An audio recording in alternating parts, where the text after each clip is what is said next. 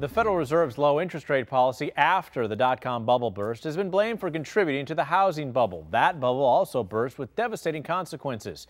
New research recently into another bubble popping, the Chinese stock market crash in 2007, finds investment bubbles can be more preventable. We spoke with the researchers, Sandro Andrade and Tim Birch, finance professors at the University of Miami. The Federal Reserve has long argued that it's nearly impossible to identify a bubble in real time. So what contributes to a market kind of unlocking itself from the fundamental value? Well, I think certainly there's no black and white bright line that you could draw between, well, now we're in a bubble versus now we're not in a bubble. So you look for things like elevated volume. You look for people being drawn in to this market. I think you also look at holding periods. So you're going to see holding periods are going to shorten because people are looking to buy something and quickly flip it. So you really need to look at how the market activity differs from your typical period. In regards to the housing bubble here in the United States, the Federal Reserve, housing regulators, banking regulators have all said it's very tough to have identified that bubble before it pops. So what's your prescription?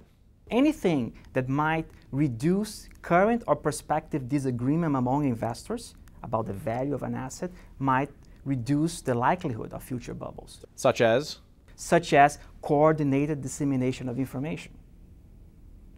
So this policy prescription does not require policymakers to spot bubbles in real time. This would be something that would be going on all the time.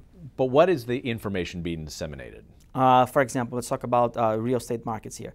A centralized website put together by, say, the Federal Reserve that collects and centralizes all information that are relevant for participants in real estate markets. Information in prices, rents, vacancies, units under construction, and maintenance costs, and all these things. Tim, is a centralized location for all that kind of information, zoning rules, possible property tax differences, let alone just home prices, is that even feasible? A lot of this information that we're talking about is actually already being collected, but by various parties. It's just not being disseminated and produced on a centralized type of website, for example.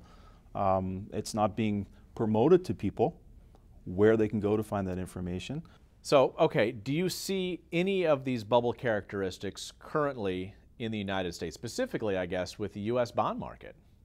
I don't see many similarities there. I think that, to the extent that treasuries are valued very highly, it's because people have a lot of fear. They worry about inflation long term. People are snake bitten by the volatility that we've been through, so they're looking for a place to park cash. Is there abnormally high turnover in treasury securities right now? And I'm afraid that the answer is not. Now, the researchers did tell us they do think gold is showing some signs characteristic of a price bubble.